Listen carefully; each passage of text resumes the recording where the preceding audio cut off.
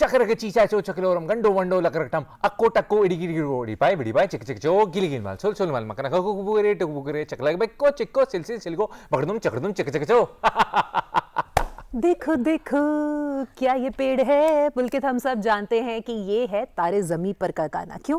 बिल्कुल सही कहा आपने, क्योंकि आज के जो हमारे मेहमान हैं वो सबको अपनी तरफ आकर्षित करने वाले, चारों ओर रोशनी फैलाने वाले एक जगमगाते सितारे हैं। जी हाँ, एक ऐसे सितारे जो हैं तो महज 14 साल के, लेकिन इतनी छोटी सी उम्र में उन्होंने किए हैं बड़े बड़े काम और कमाया है बड़ा नाम। प्रथमेश सिन्हा। कहते हैं जुनून और हौसले से छोटी उम्र में भी बड़े इतिहास रचे जा सकते हैं, और इसकी अनोखी मिसाल है प्रथमेश सिन्हा। सिर्फ 14 साल की उम्र में प्रथमेश सिन्हा ने अपनी अद्भुत प्रतिभा से देश भर में पहचान बनाई है। राष्ट्रीय पुरस्कार 2024 में माननीय राष्ट्रपति द्वारा उन्हें श्रेष्ठ दिव्यांग बालक पुरस्कार से सम्मानित किया गया।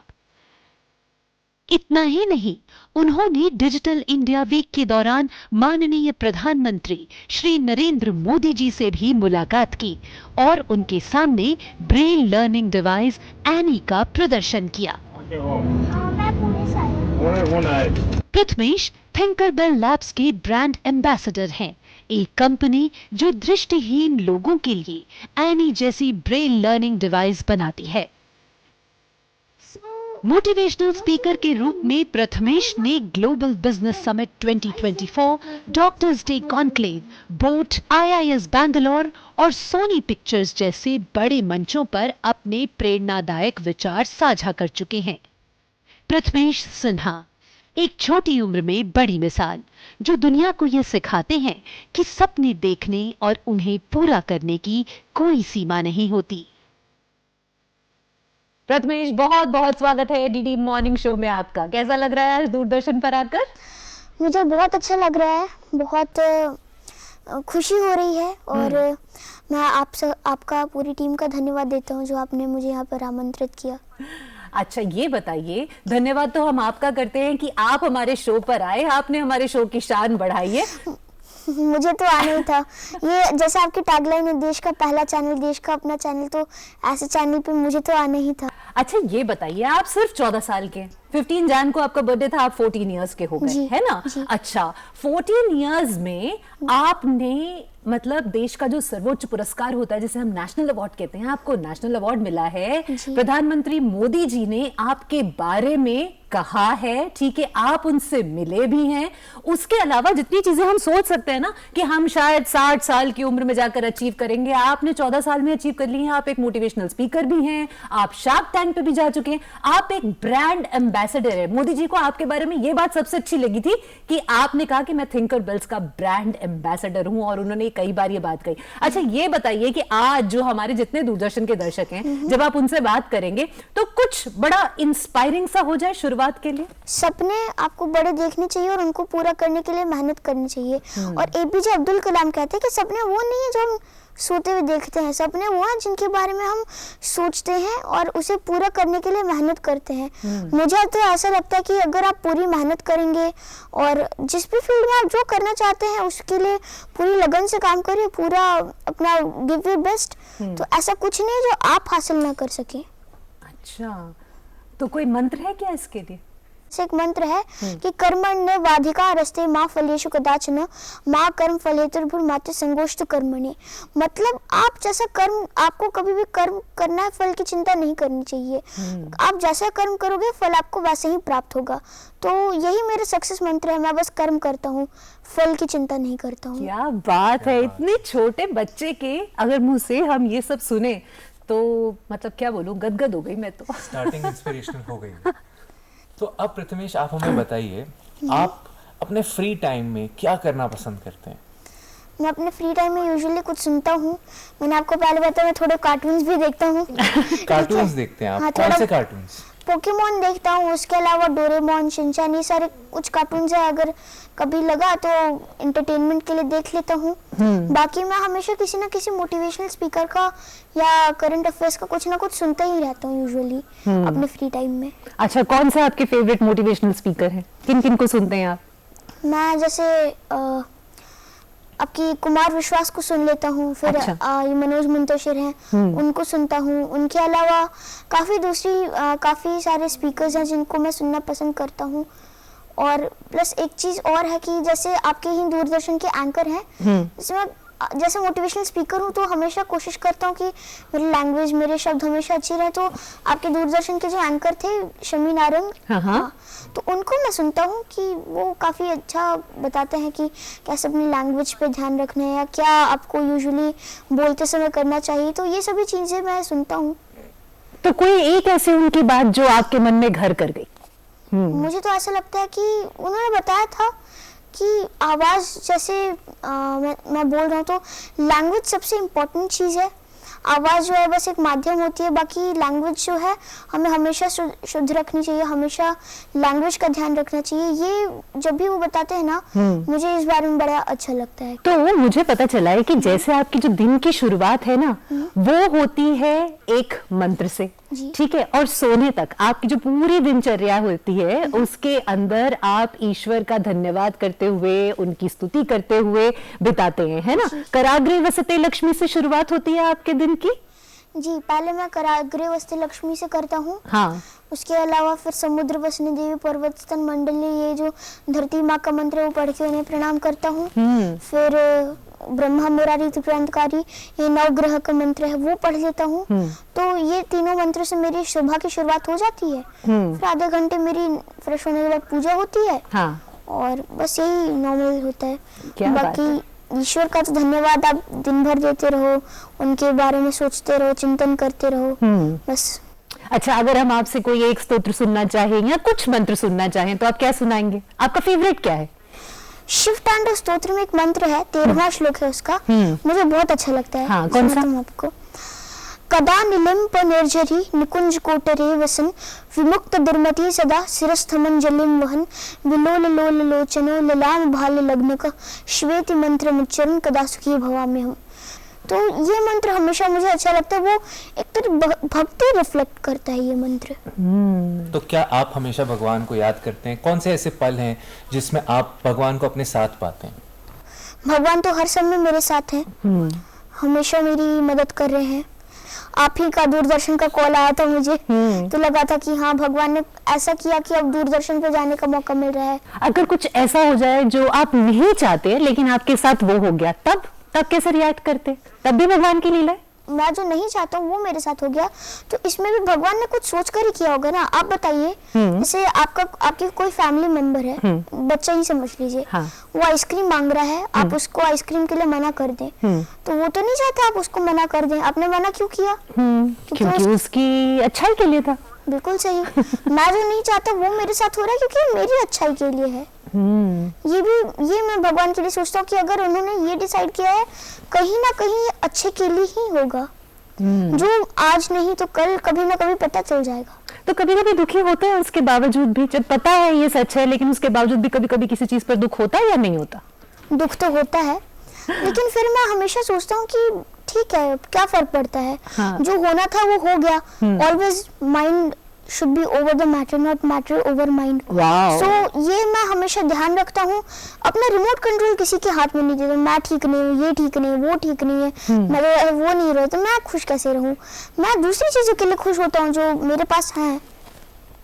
तो अपना जो रिमोट कंट्रोल है, ये आप कह रहे हैं कि दूसरे के हाथ में देना नहीं चाहिए, तो ये रिमोट कंट्रोल क्या है भाई, हमें भी बताएं।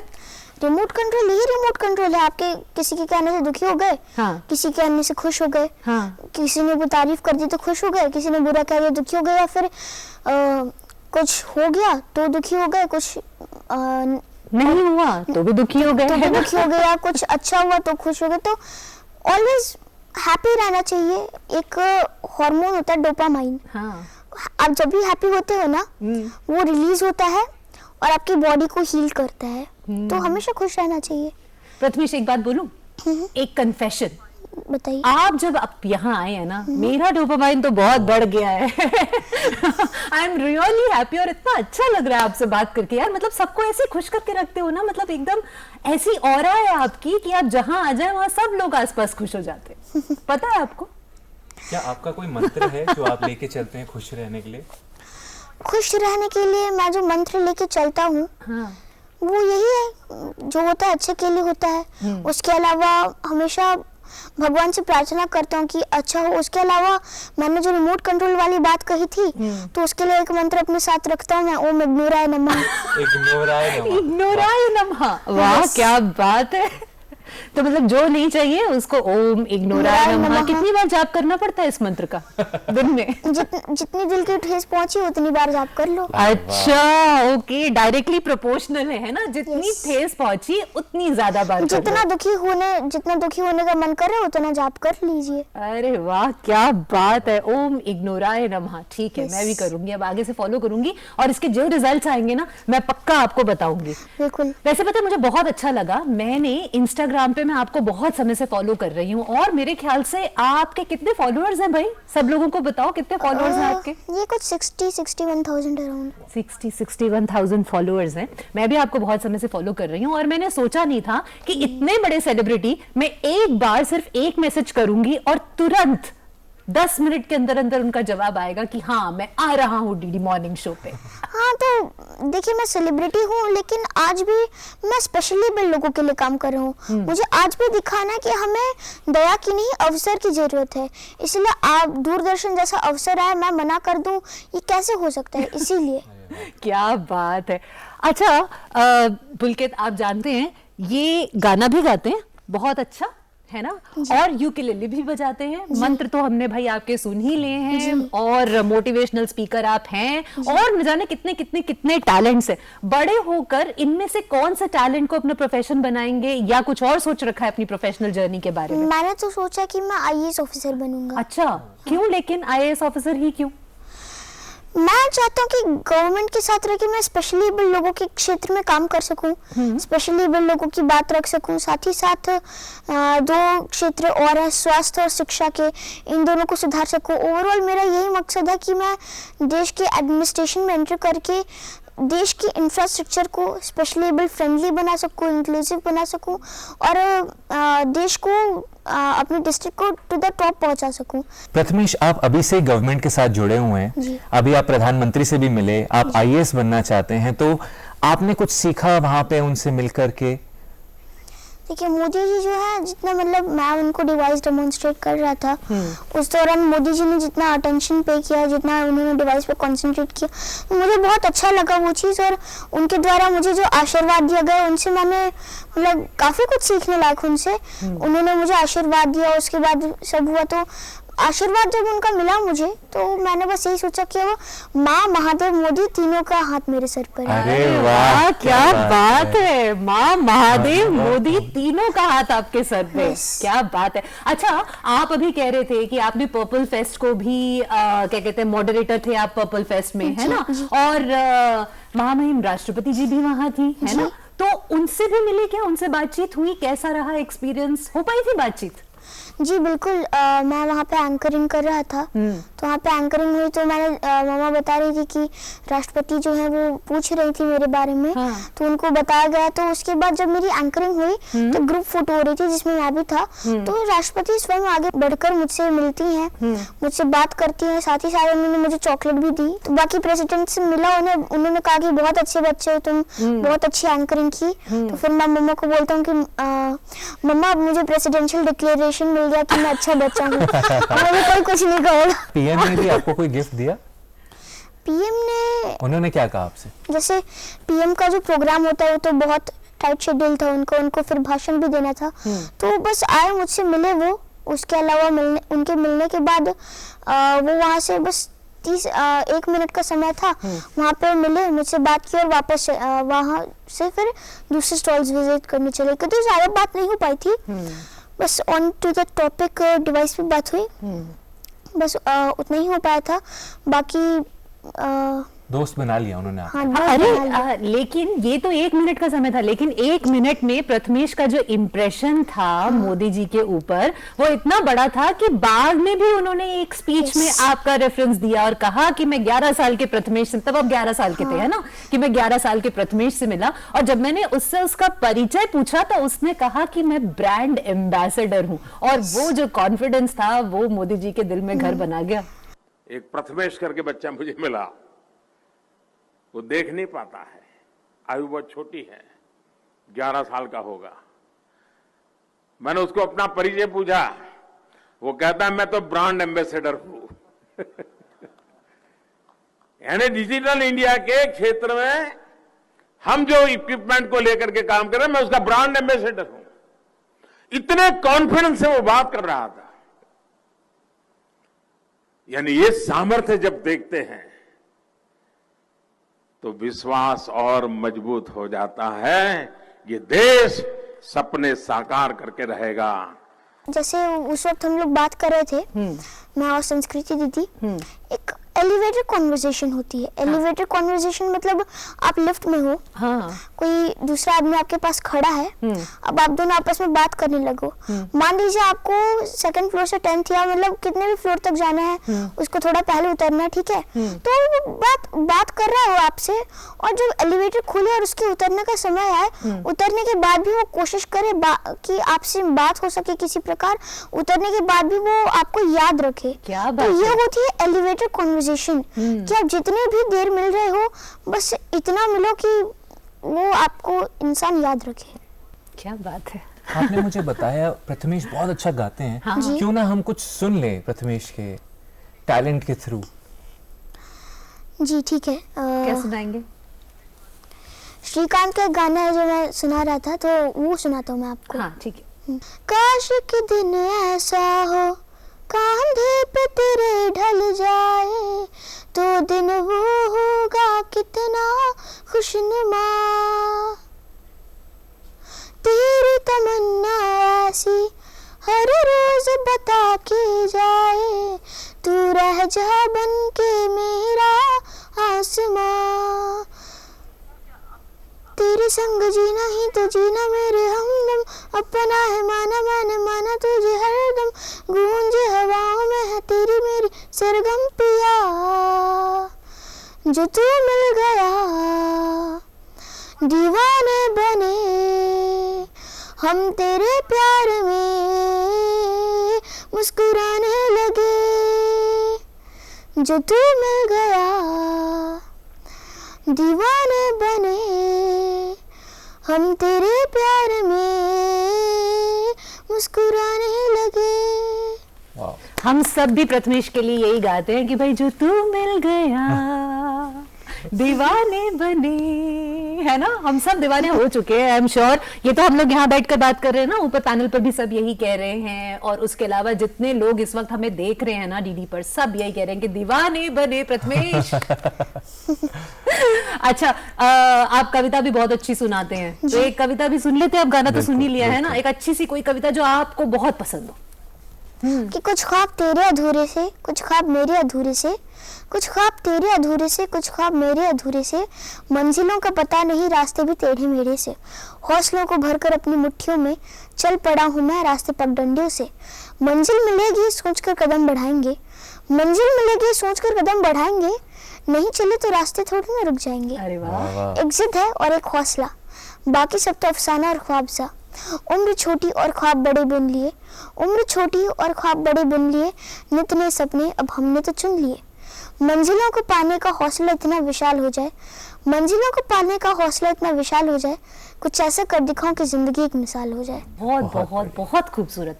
अच्छा ये बताइए, मैं कई बार सोचती हूँ कि जैसे मैं अभी पुलकित को भी कह रही थी कि इंसान अपनी 50 साल 60 साल की उम्र में सोचता है कि भाई हमारी सबसे बड़ी अचीवमेंट क्या है, कि हमें नेशनल अवार्ड मिले, हम शायद प्रेसिडेंट से मिले, हम शायद प्राइम मिनिस्टर से मिले, है ना। 14 साल की उम्र में जब आप ऑलरेडी ये सब चीजें पा चुके हैं, तो इसके बाद आगे की जर्नी में और क्या क्या बड़ा सोच रखा है आपने?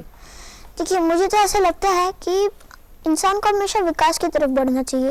आप जो अटेन करते हैं वो पाना बहुत आसान होता है, लेकिन उसको पाने के बाद उसको मेंटेन करना मुश्किल हो जाता है। अच्छा। हाँ, मतलब किसी चीज़ को पाना आसान है, मेंटेन करना वो बेंचमार्क मेंटेन रखना वो थोड़ा मुश्किल होता है। तो मैं तो यही कहूँगा कि मैं हमेशा विकास की तरफ बढ़ता रहूँगा, मैं और नए अवार्ड्स लेने की तरफ फोकस करूँगा, साथ ही साथ जैसे प्रेसिडेंट से मैं मिला, प्राइम मिनिस्टर से मैं मिला, और भी सारी चीज़ें करता रहूँगा। साथ ही साथ ये जो बेंचमार्क है मेरा, यहाँ से मैं पीछे मुड़कर नहीं देखूँगा।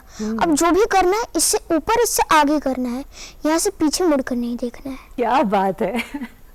प्रथमेश, आप बहुत अपनी उम्र से आगे हैं, बहुत स्पिरिचुअल हैं अभी से ही, आपकी एज में आप इतने इंट्यूटिव भी हैं। आप कुछ बताना चाहेंगे कि कैसे आपके इंट्यूटिव एबिलिटी आपको हेल्प करती है इस उम्र में? मेरी इंट्यूटिव एबिलिटी तो जैसे मैं मतलब बस इतना है कि मैं अपने घर में अपनी इंट्यूशन की हेल्प से सारे काम कर लेता हूँ। मैं खुद से साइकिल चलाता हूँ, खुद से स्विमिंग वगैरह सब कर लेता हूँ। अरे वाह। तो जितने भी काम होते हैं अपनी इंट्यूशन एबिलिटी की मदद से मैं सब कर लेता हूँ। और ज़्यादा तो नहीं, पर बस इतना ही हेल्प होता है मेरी इंट्यूशन एबिलिटी की हेल्प से, कि मैं खुद से सब कुछ मैनेज कर पाता हूँ। कुछ बचपने वाली बात करते हैं। आप क्या गेम्स खेलते हैं, क्या करते हैं अपने फ्री टाइम में अपने आप को एंगेज रखने के लिए, एंजॉय करने के लिए? फ्री टाइम में तो मैं बस यही कुछ सुनता रहता हूँ, कुछ करता रहता हूँ। टीवी देखता हूँ, मैं टीवी बहुत देखता हूँ। कार्टून्स देखता हूँ मैं, लेकिन कार्टून्स के अलावा न्यूज़ वगैरह सब देखता हूँ मैं। उसके अलावा गेम्स में मैं क्रिकेट खेल लेता हूँ। स्विमिंग करना बहुत पसंद है, मेरे पास अलेक्सा है, अलेक्सा में बहुत सारी गेम्स होती हैं। तो बस यही नॉर्मल चीज़ें मैं अपनी फ्री टाइम में थोड़ी बहुत सुनता रहता हूँ। और दूरदर्शन पे क्या फेवरेट शोज हैं आपके? दूरदर्शन पे तो जैसे मैं रामायण देखता हूँ। हाँ। उसके अलावा एक ये महाभारत जब देता है वो भी देख लेता हूँ। हाँ। तो वो एक शो आता है बच्चों के लिए दूरदर्शन पे, वो मैं देखता हूँ। अच्छा। Yes. क्या बात है। और कितना अच्छा लगता है दूरदर्शन देखना। आपने, मैंने सुना है कि आप डीडी न्यूज़ के भी बहुत बड़े फैन हैं और डीडी के जितने प्रोग्राम्स आते हैं नेशनल पर सबके बड़े फैन हैं। क्या अच्छा लगता है आपको दूरदर्शन में? दूरदर्शन में मुझे अच्छी चीज ये लगती है, जैसे रिपोर्टर्स बता रहे हैं कि रशिया यूक्रेन के बीच युद्ध हो रहा है। हाँ। वर्ल्ड वॉर हो सकती है। हाँ। उस वर्ल्ड वॉर से पहले मीडिया का वर्ल्ड वॉर शुरू हो जाता है। बाकी चैनल्स हाँ। तो दर्शकों, जैसा कि आप देख सकते हैं वर्ल्ड वॉर होने की आशंका है। हम यहाँ से जुड़े हुए लाइव हमारे रिपोर्टर्स जान पे खेलकर देख सकते हैं आप किस प्रकार गोलियों के बीच में आके वो दिखा रहे हैं आपको।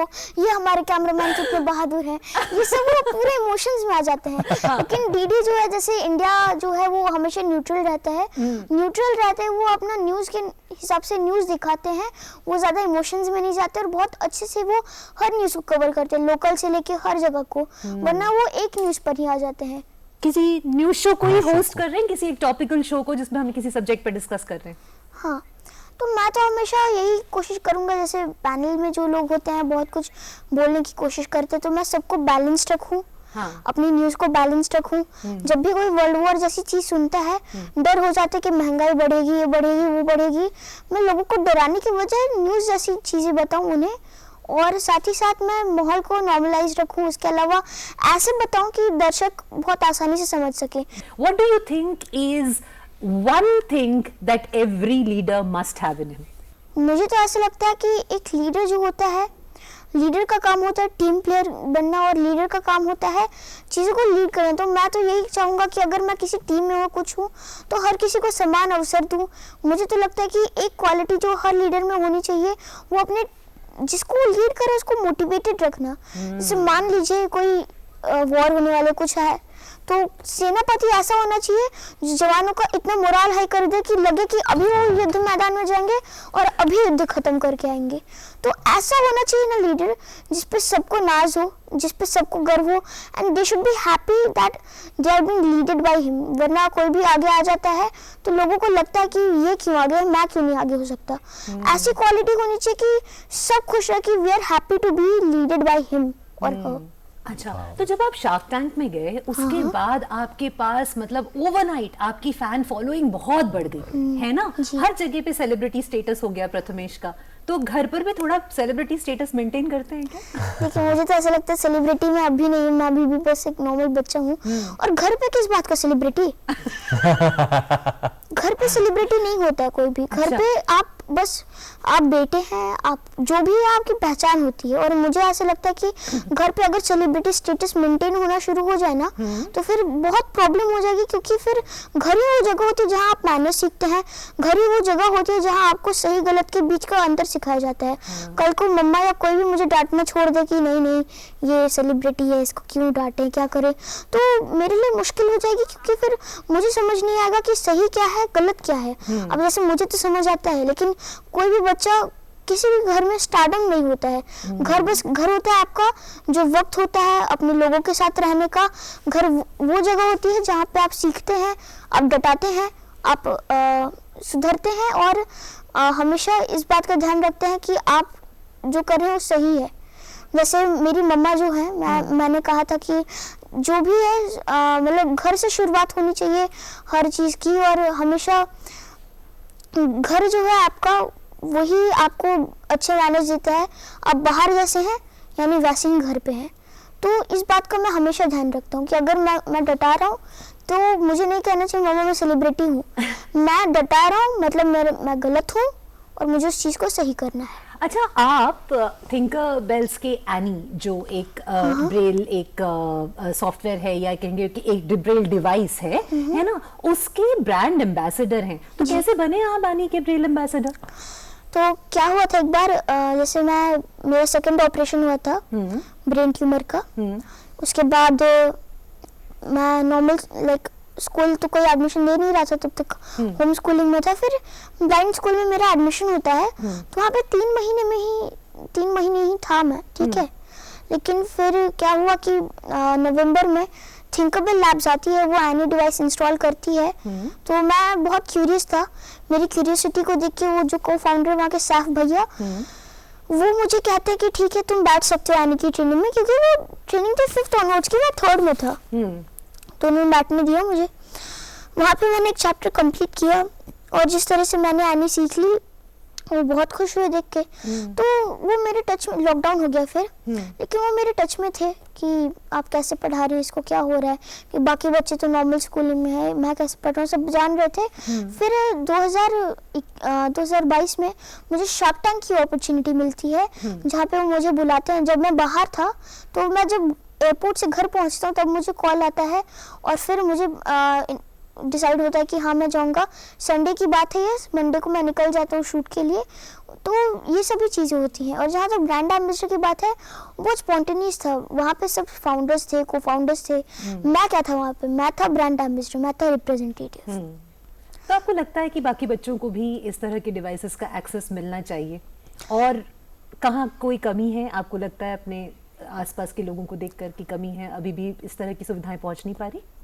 बिल्कुल, ऐसे डिवाइसेस सबको मिलने चाहिए। जैसे एनी डिवाइस है, उससे ब्रेल बहुत आसानी से सीख सकते हैं। हर विजुअल इम्पेयर तक तो ये पहुंचना ही चाहिए, हर नॉर्मल बच्चे तक या बच्चों तक भी दूसरे पहुंचना चाहिए, ताकि वो ब्रेल सीख सके और उनको पता चले कि डील कैसे करना है ऐसे स्पेशली एबल बच्चों को। आज के वक्त में ना सबसे बड़ी प्रॉब्लम यही है हमारे आसपास के लोगों में कि वो एक्सेसिबल बना दे रहे हैं, वो सब कर दे रहे हैं, लेकिन उस एक्सेसिबिलिटी का फायदा क्या जब उनको आता ही नहीं कि वो डील कैसे कर रहे हैं स्पेशली बड़े लोगों के साथ। कल को कोई व्हीलचेयर पर्सन ही पूछेगा कि यहाँ पे रैंप कहाँ है, तो उनको समझ ही नहीं आ रहा कि कैसे डील करना है उसके साथ। तो सबसे पहले समाज की यही प्रॉब्लम है। मुझे लगता है हर बच्चे को, हर इंसान को साइन लैंग्वेज और ब्रेल, ये 2 चीज़ें ज़रूर सीखनी चाहिए।